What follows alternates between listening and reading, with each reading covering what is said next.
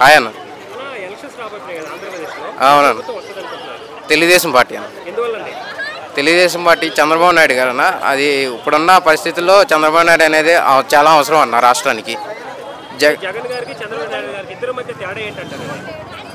జగన్కి చంద్రబాబు నాయుడుకి మధ్య తేడా ఇప్పుడు జగన్ ఇప్పుడు వచ్చి ప్రజెంట్ అతని సొంత వ్యవహారాల్లో ఆయనకి ఇష్టం వచ్చినట్టు చేస్తున్నాడు.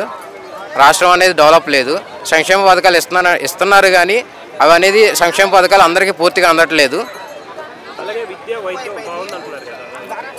విద్యా వైద్యం అసలు కొంచెం ఇంతకుముందు చంద్రబాబు నాయుడు ఉన్నప్పుడు ఎవరైనా డెలివరీ పేషెంట్స్ వెళ్ళినప్పుడు ఎన్టీఆర్ బేబీ కిట్ పిల్లలకు సంబంధించినవి అవన్నీ ఇచ్చేవాళ్ళు అన్న. ఇప్పుడు అలాంటి హాస్పిటల్లో గవర్నమెంట్ హాస్పిటల్లో ఫెసిలిటీస్ ఏమి లేవు అన్న. అలాగే 2019లో టీడీపీకి 23 సీట్లు వచ్చాయి, వైసీపీకి 150 సీట్లు వచ్చాయి కదా. ఈసారి ఎలా ఉండబోతుంది? ఈసారి టీడీపీకి 140 to 150 సీట్స్ వస్తుంది అన్న. టీడీపీ జనసేన పొత్తు గురించి ఏమనుకుంటారు? టీడీపీ జనసేన పొత్తు అంటే పవన్ కళ్యాణ్ గారు మన రాష్ట్రాన్ని ఎలా అయినా ఒక స్థాయిలోకి తీసుకురావాలి, మంచిగా చేయాలంటే ప్రజెంట్ ఉన్న సిచ్యువేషన్లో చంద్రబాబు నాయుడుతో కలిస్తేనే పొత్తు పెట్టుకుంటేనే మనం ఓట్లు చేల్చకుండా చంద్రబాబు నాయుడిని సీఎం చేసి మన రాష్ట్రాన్ని డెవలప్ చేయాలి, ఆంధ్రప్రదేశ్ రాష్ట్రాన్ని. అలాగే యువతకి ఉద్యోగాలు కల్పించాలి అన్న ఉద్దేశంతో పవన్ కళ్యాణ్ గారు పొత్తు పెట్టుకున్నారు. సిబిఎన్ గారు వస్తే ఇప్పుడు అభివృద్ధి ఏ స్థాయిలో ఉందో, హైదరాబాదు అభివృద్ధిలో ఏ స్థాయిలో ఉందో అలాగే ఏపీ రాష్ట్రంలో కూడా అమరావతి క్యాపిటల్ అని పెట్టి ఒక ఐటీ కంపెనీస్ అందరికీ జాబ్స్ వచ్చే విధంగా చేస్తే బాగుంటుంది. చంద్రబాబు నాయుడు. ఏపీలో ఇప్పుడు పాలిటిక్స్ అంటే ఎలక్షన్స్ రాబోతున్నాయి కదా, సో ఎలా అనిపిస్తుంది మరి ఎవరు నెక్స్ట్ సీఎం వస్తే? నెక్స్ట్ సీఎం చంద్రబాబు నాయుడు గారు వస్తే బాగుంటుంది మేడం. సో గవర్నమెంట్ ఒక ఏరియా డెవలప్మెంట్ కానీ, ఒక ఊరు డెవలప్మెంట్ కానీ, రాజధాని కానీ, సో యువతకి ఉద్యోగ అవకాశాలు కానీ, కొత్త కంపెనీస్ రావడానికి కానీ ఆయన వస్తే బాగుంటుంది. ఆయన వస్తే ప్రజలందరూ బాగుంటారు మేడం. సో ప్రస్తుతం చూసుకున్నట్టయితే జగన్ గారి పరిపాలన మీకు ఎలా అనిపిస్తుంది? జగన్ గారి పరిపాలన అనేది అది వేస్ట్ మేడం. అది ఆల్రెడీ అందరికీ అర్థమైపోయింది. కాకపోతే మాకు వై నాట్ 75 వై నాట్ 175 అని అంటున్నారు కానీ అక్కడ 75 కూడా రావు. ఆయన డెవలప్మెంట్ ఏమేం చేశారో అది అందరికీ తెలిసిందే. మన డబ్బులు మనకే వేసి దాని మీద రుద్దుతామన్నారు. అంటే జగన్ గారు ఇప్పుడు నవరత్నాలు అని పథకాలు ఇస్తున్నారు కదా, మరి ఆ పథకాల వల్ల ఉపయోగం ఉందంటారా లేదంటారా? నవరత్నాలు అది పొందిన వారికే ఉపయోగం ఉంటుంది మేడం. అది వాళ్ళ పార్టీ వాళ్ళకి వాళ్ళే సొంతగా వాళ్ళే ఉపయోగించుకుంటున్నారు కానీ లేని వాళ్ళకి ఏమీ అక్కడ వచ్చిందేం లేదు. బట్ అక్కడేం చేసిందేం లేదు మేడం. బట్ ప్రస్తుతం వాలంటీర్ల సిస్టమ్ అనేది ఉంది కదా, వాలంటీర్ల వల్ల ఉపయోగం ఉందంటారా లేదంటారా? వాలంటీర్ల వల్ల ఏముంటుంది మేడం, మన రహస్య సమాచారాన్ని మొత్తం తీసుకొని జగన్ గారు గుప్పెట్లో పెట్టుకుంటున్నారు. అందుకే ఆయన వాలంటీర్ వ్యవస్థ తీసుకొని వచ్చాడు. సో దానివల్ల అందరిని బ్లాక్మెయిల్ చేయడం, మాకు ఓట్లు వేయకపోతే మిమ్మల్ని ఇట్లా చేస్తాం అట్లా చేస్తామని చెప్పి ఆయన భయభ్రాంతులకి గురి చేసి ఓట్లు వేయించుకుంటున్నారు తప్ప ఆయన వచ్చి చేసిందేం లేదు. టీడీపీ జనసేన పొత్తులో వస్తుంది కదా, అలా పొత్తులో రావడం వల్ల మరి పవన్ కళ్యాణ్ గారికి ఏదైనా పదవి ఇచ్చే అవకాశం ఉందా? మరి పదవి అంటే ఆయన పవన్ కళ్యాణ్ గారు ఫస్ట్ ఆఫ్ ఆల్ పదవి కోసం చేసేవారు కాదు. పవన్ కళ్యాణ్ ఒక స్టేట్మెంట్ ఇచ్చారు, అది అందరికీ తెలుసో లేదో. నేను ₹1 ఇవ్వకుండా ఆంధ్రప్రదేశ్ ప్రజల్ని ఓటు అడిగే దమ్ము నాకుంది, మీరు ₹1 తీసుకోకుండా ఓటేసే దమ్ము మీకుందా అని. సో దాన్ని బట్టి మనకు అర్థమవుతుంది ఎవరు ఏంటి అనేది. సో దాన్ని బట్టి మనం నెక్స్ట్ ఎలక్షన్స్ తీర్పు అనేది మంచిగా ఇస్తే బాగుంటుంది మేడం. సో ఇప్పుడు మనం చూసుకున్నట్టయితే మనకి ఐటీ సెక్టార్లో జగన్ గారు తెచ్చిన పెట్టుబడులు ఎంతవరకు ఉన్నాయి? ఐటీ సెక్టార్లో ఏం తెచ్చారు మేడం? ఎవరు ఏం తేలేదు. ఆయన ఉన్నవి పోగొట్టుకున్నాడు తప్పితే కొత్తగా తెచ్చింది ఏం లేదు.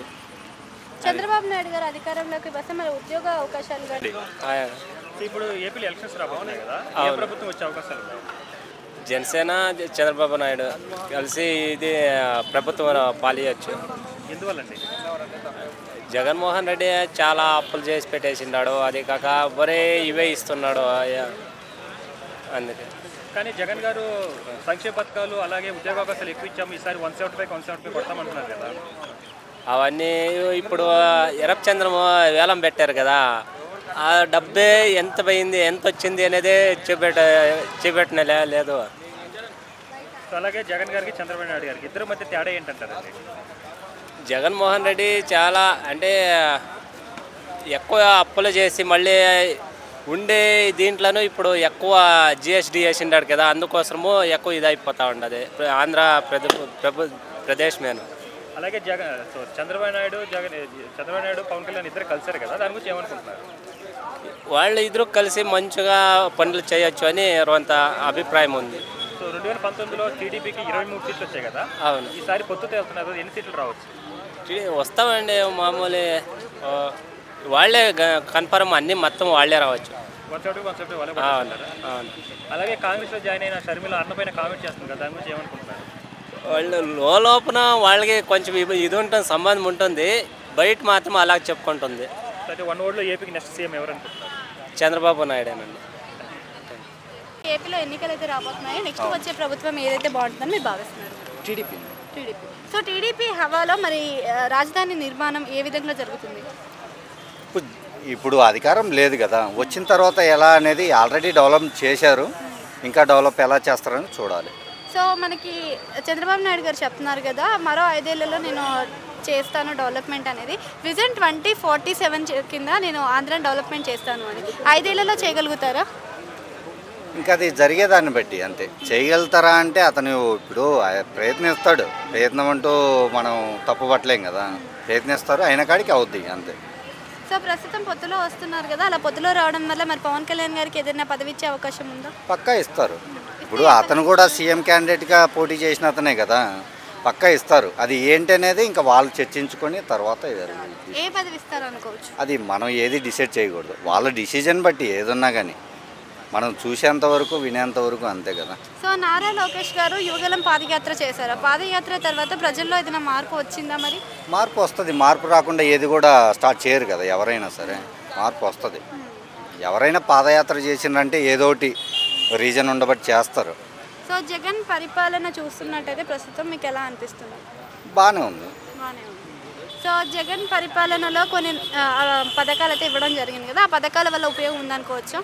ఉంది, కొన్ని ఉన్నాయి, పాజిటివ్ నెగిటివ్ రెండు ఉన్నాయి. ఓకే. సో జగన్ చాలా ధైర్యంగా వైనాట్ 175 అని అంటున్నాడు. 175కి 175 వచ్చే అవకాశం ఉందనుకోవచ్చా?